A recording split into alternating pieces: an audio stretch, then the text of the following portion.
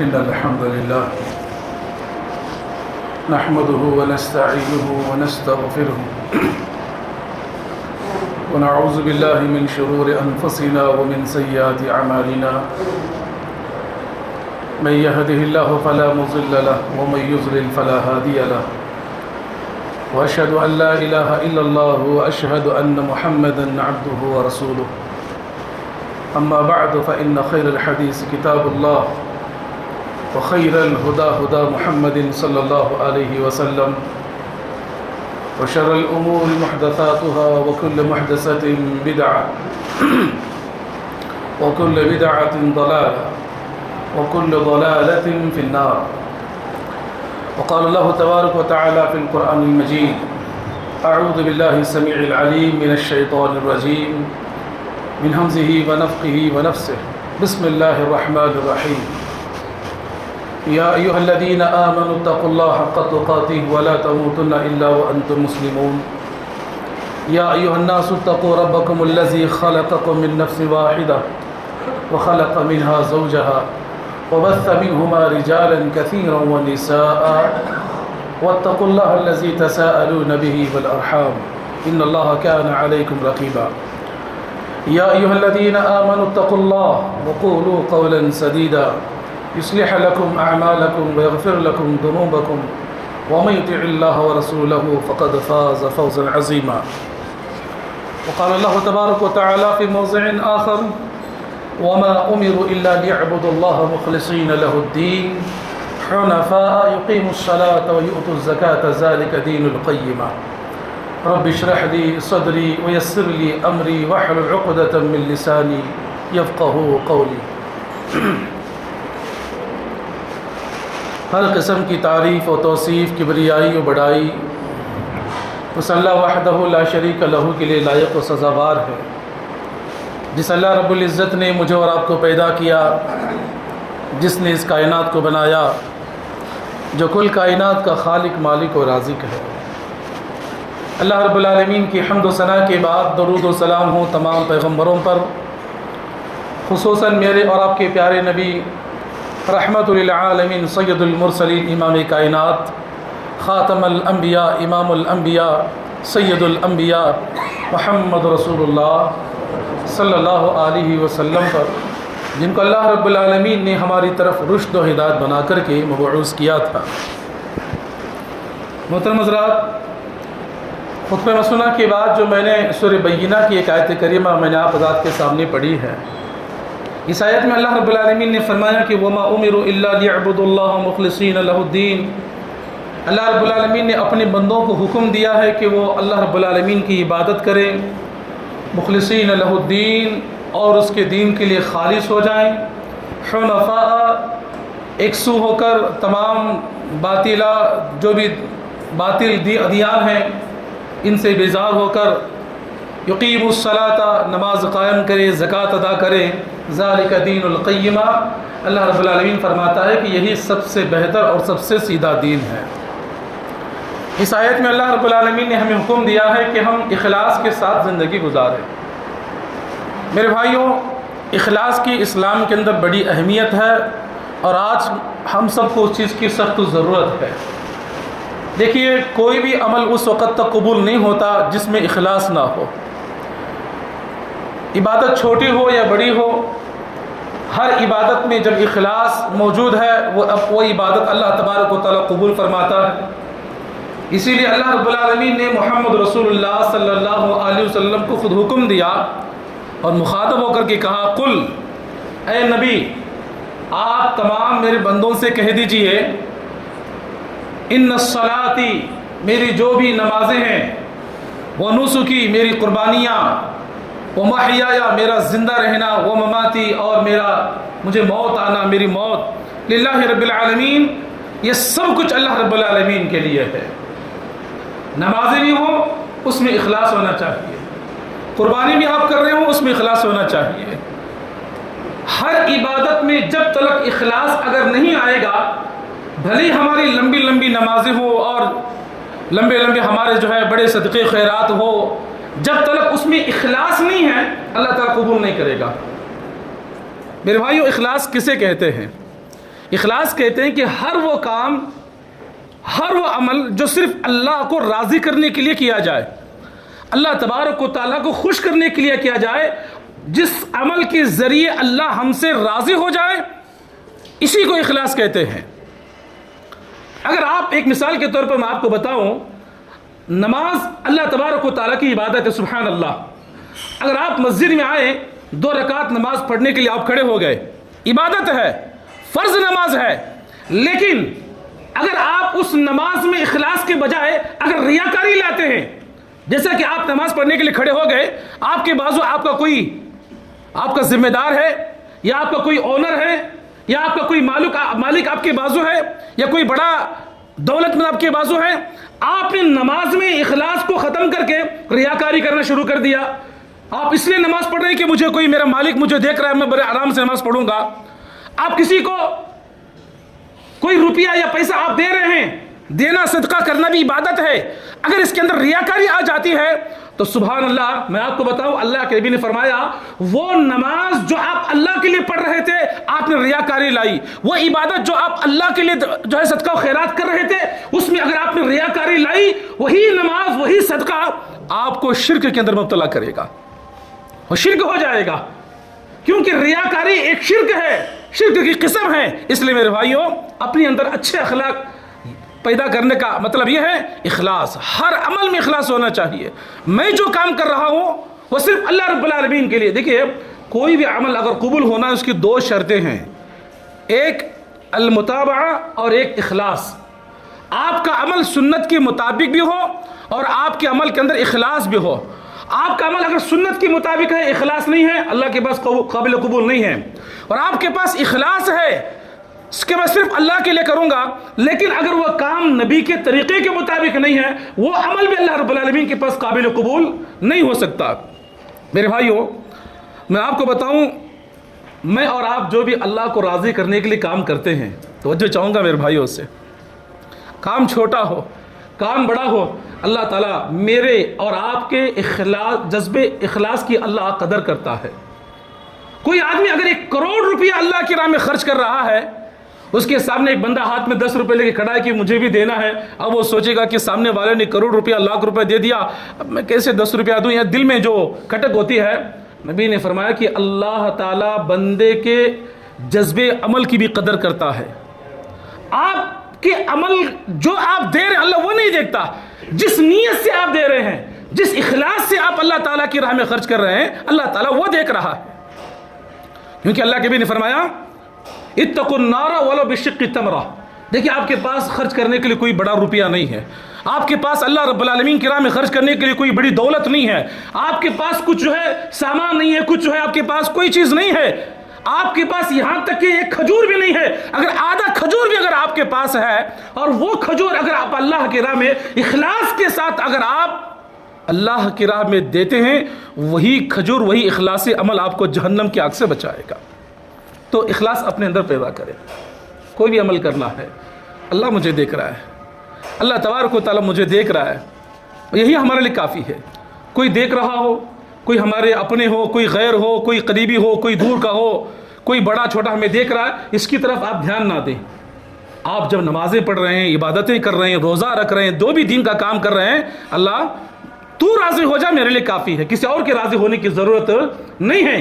اگر آپ کے عمل سے آپ کے سارے لوگ اگر راضی ہو جائے، اللہ راضی نہیں تو فائدہ نہیں ہے، اور جب اللہ راضی ہو جائے، سارے لوگ ناراض ہو جائے، کوئی حرج کی بات نہیں ہے۔ تو اپنے اندر اخلاص پیدا فرمائیں۔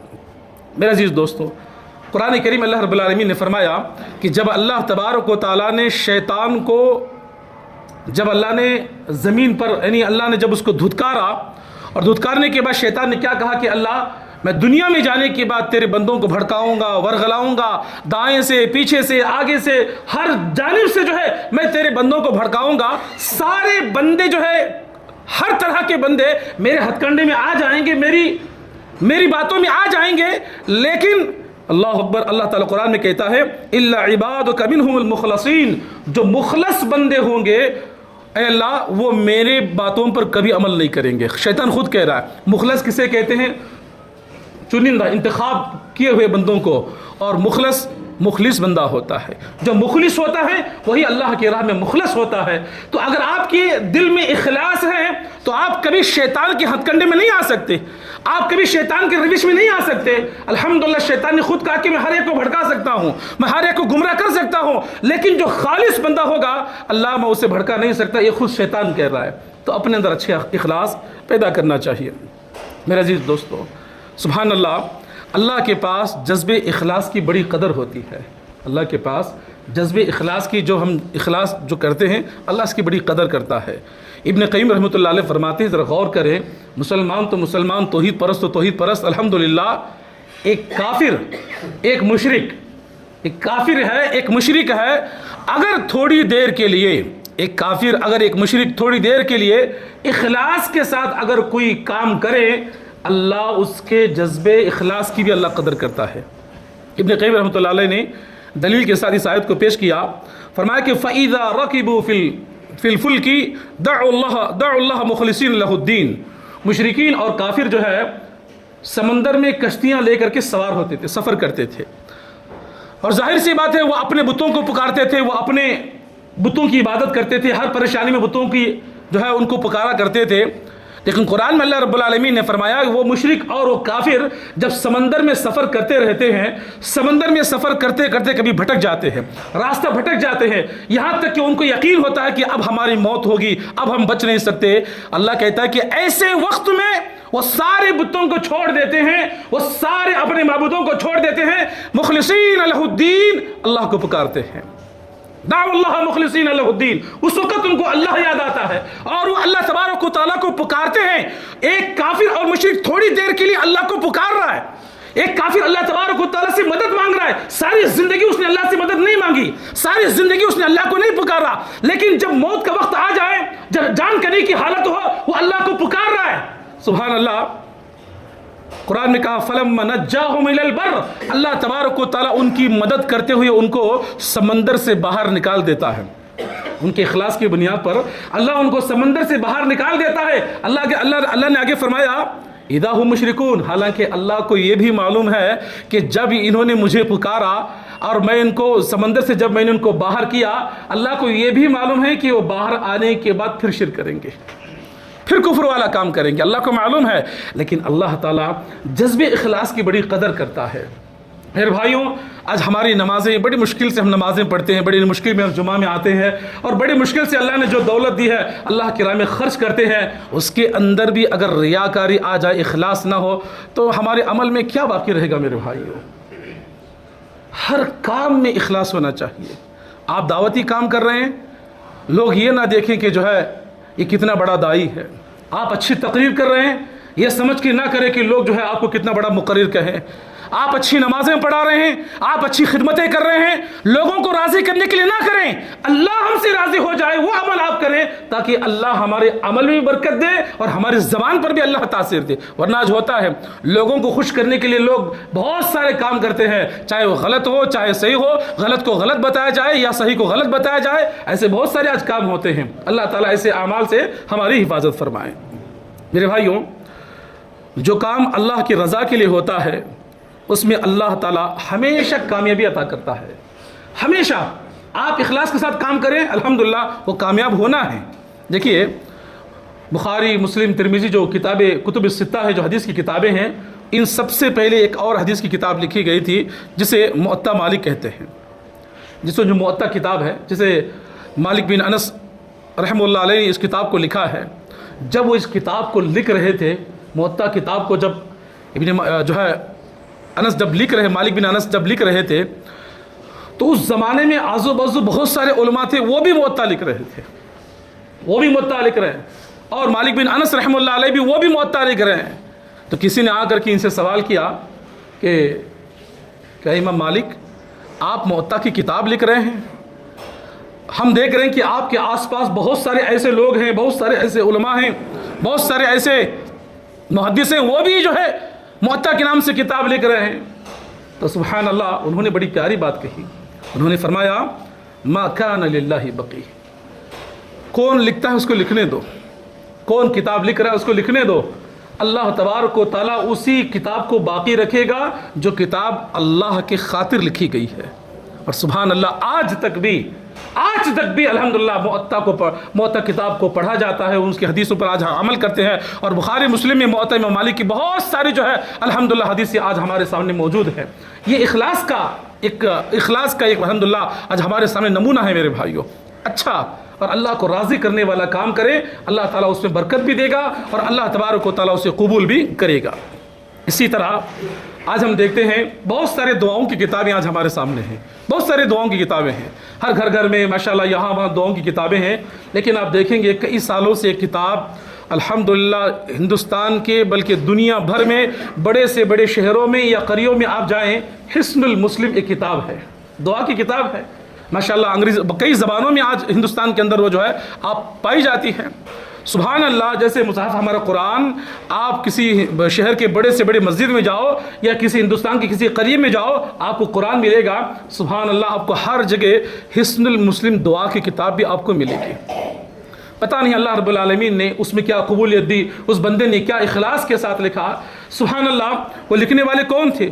سعید بن علی بن وہب القحطانی رحمہ اللہ، بڑے پیارے اور بڑے الحمدللہ، یہ جو ہے انہوں نے جو کتاب لکھی، کتاب لکھنے کے بعد لوگوں نے آ کر کے ان سے کہا کہ سبحان اللہ، اللہ نے آپ کی اس کتاب کو اتنی قبولیت دی ہے، اللہ تبارک و تعالیٰ نے آپ کی اس کتاب کو اتنی قبولیت دی، اس کا کیا راز ہے جو ساری دنیا کے اندر ہر کتب خانے میں، ہر مساجد میں، ہر مدرسے میں، ہر گھر میں جو ہے یہ کتاب پائی جاتی ہے؟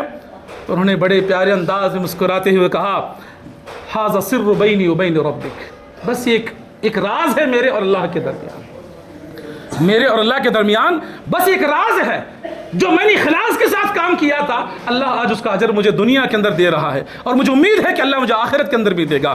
تو میرے بھائیو، کبھی آپ سے ایک میں بات کہوں گا، بہت سارے ہم نمازیں پڑھتے ہیں، روزے رکھتے ہیں، الحمدللہ صدقہ و خیرات کرتے ہیں، کچھ ایک ایسا عمل ایسا کر جائیے دنیا کے اندر، ایسا عمل کر جائیے جو صرف آپ کو معلوم ہو، اللہ کو معلوم ہو، ایسا آپ کام کر جائیے کہ صرف اللہ تبارک و تعالیٰ آپ سے اتنا راضی ہو جائے، وہ آپ اپنوں کو بھی نہ بتائیں، سوا اللہ کے کوئی نہیں جانتا ہو۔ جب یہ آپ عمل کریں گے، دیکھو اس کا کتنا مزہ زندگی میں آتا ہے۔ سبحان اللہ، اللہ کو راضی کرنے والا کام۔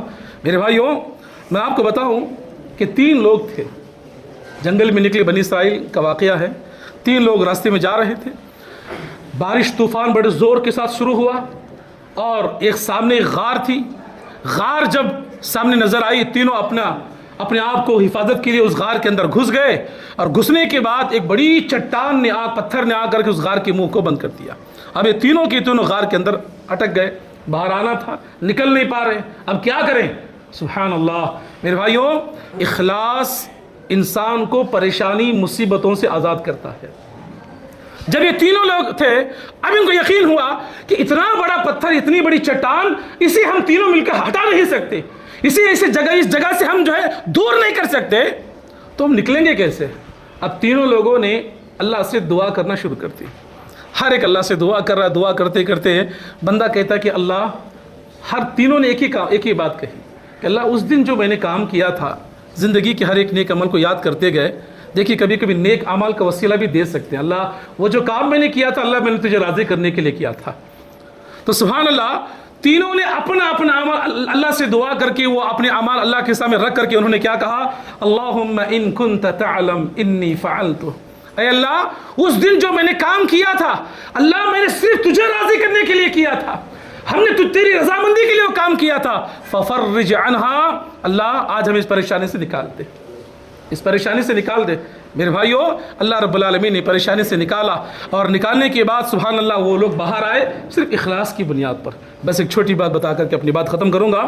میرے بھائیو، جس کے دل میں اخلاص ہوتا ہے، اس کے دل میں کینہ، کپٹ، نفرت، حسد کبھی نہیں ہوتا ہے، کیونکہ اللہ کے نبی نے فرمایا کہ 3 چیزیں ہیں، کسی بندے اگر اخلاص ہو تو یہ 3 چیزیں بندے کے اندر نہیں آ سکتی۔ اس میں یہ ہے، اگر آپ کے دل میں سچا اخلاص ہے تو آپ کے دل میں کبھی کینہ کپٹ نہیں آئے گا۔ اگر آپ کے دل میں کسی کے لیے نفرت ہے، اگر آپ کے دل میں کسی کے لیے حسد ہے، اگر آپ کے دل میں کسی کے لیے جلن ہے، تو سمجھ لو آپ کے دل میں اخلاص نہیں ہے۔ اور ایک بات آپ کو بتاؤں، کبھی کبھی ایسا بھی ہوتا ہے کہ اخلاص انسان کو نفس پرستی سے بچاتا ہے۔ شیطان ہے، شیطان کو اللہ تعالیٰ نے جنت سے کیوں نکالا؟ کہ شیطان نے شرک کا کام کیا تھا، शैतान ने शिरक वाला काम नहीं किया, शैतान उस वक़्त कभी शिरक नहीं किया। शैतान के अंदर तकब्बुर आ गया था, नफ्स परस्ती, कि मैं हर कुछ मैं। इस वजह से अल्लाह ने उसको जन्नत से निकाल दिया। इखलास नहीं था उसके अंदर। और कभी कभी इबादतों के ज़रिए अंदर शैतान हमारे अंदर आ जाता है, इखलास ख़त्म हो जाता है। बस दो बातें इंशाअल्लाह। आप नमाज़ पढ़ रहे हैं, 10 लोग हैं, एक बंदा नमाज़ पढ़ के उठा, नमाज़ पढ़ा और सारी नमाज़ हो गई, 10 लोग सो रहे थे।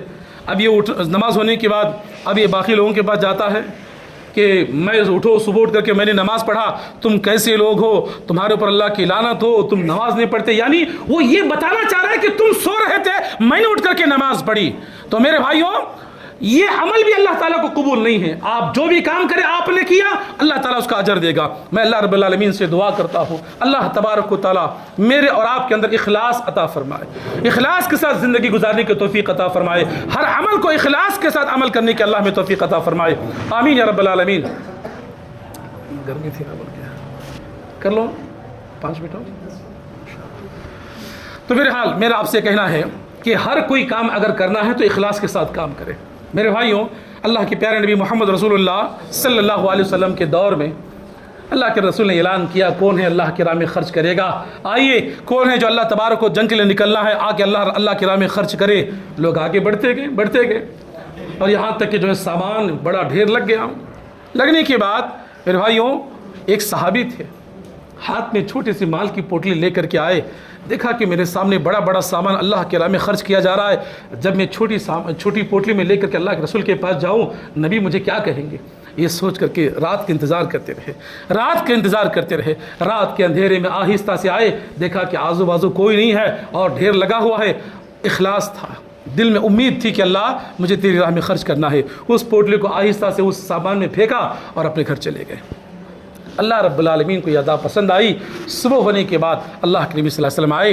अल्लाह के नबी ने उस पोटली को उठाया और सबसे ऊंचे मुकाम पर रख करके अल्लाह रब्बुल आलमीन ने, अल्लाह के रसूल ने फरमाया, अल्लाह ने इखलास के साथ जिसको कबूलियत दी है, इस सारे माल में अल्लाह ने किसी को नहीं दी। मेरे भाइयों, तो मेरे यहाँ कहने का मकसद ये है, कोई भी इबादत अगर करना है अल्लाह को राज़ी करने के लिए करना चाहिए। वरना आज हमारी ज़िंदगी में ऐसी इबादतें हो जाती हैं जिसमें रियाकारी, जिसमें दिखावा, जिसमें शोबाजी, ये सारी चीज़ों की वजह से आज हमारी इबादतों में इखलास नहीं है। देखिए, अल्लाह ताला को फ़र्ज़ नमाज के अलावा तहज्जुद की नमाज ज़्यादा पसंद क्यों है? क़ियामुल लैल ज़्यादा क्यों पसंद है? रात की नमाज अल्लाह को ज़्यादा क्यों पसंद है? इसलिए कि बंदा जब अकेले तन्हाई में जब उठता है ना, कौन वहाँ पर होशियार रहता है? सब सोए हुए हैं, बीवी सोई है, बच्चे सोए, माँ बाप सोए हैं, अकेला उठा है और उठा, वज़ू किया, वज़ू करने के बाद अल्हम्दुलिल्लाह जाए नमाज पर बैठा, बस अल्लाह है और वह बंदा है। ये अमल अल्लाह ताला को बहुत ज़्यादा पसंद है। फ़र्ज़ नमाज के अलावा क़ियामुल लैल, जो तहज्जुद की नमाज जिसे हम कहते हैं, अल्लाह तबारक व तआला को बहुत ज़्यादा पसंद है, क्योंकि उस नमाज में इखलास पे आ जाता है। वहाँ पर कोई रियाकारी, कोई शोबाजी, कोई दिखावा वहाँ पर नहीं होता है। तो इसलिए मेरे भाइयों, जो भी आप अमल करें अल्लाह को राज़ी करने के लिए करें। अल्लाह तबारक व तआला आपके हर छोटे अमल की, आपके हर बड़े अमल की अल्लाह कदर करते हुए उसके मुताबिक इंशाअल्लाह अल्लाह तबारक व तआला आपको अजर अता करेगा। अल्लाह से मैं दुआ करता हूँ कि अल्लाह ताला मुझे और आपको इखलास के साथ ज़िंदगी गुजारने की तौफीक अता फरमाए। अल्लाह हमको दुनिया में मुखलिस रह करके ज़िंदगी गुजारने की तौफीक अता फरमाए। अल्लाह हम जो भी अमल करें अल्लाह बस तुझे राज़ी करने के लिए करे। अल्लाह रियाकारी और दिखावे से अल्लाह हमारी हिफाजत फरमाए। आमीन या रब्बल आलमीन। अक़ूलु क़ौली हाज़ा अस्तग़फ़िरुल्लाह ली व लकुम व लिसाइरिल मुस्लिमीन वल्हम्दुलिल्लाहि रब्बिल आलमीन।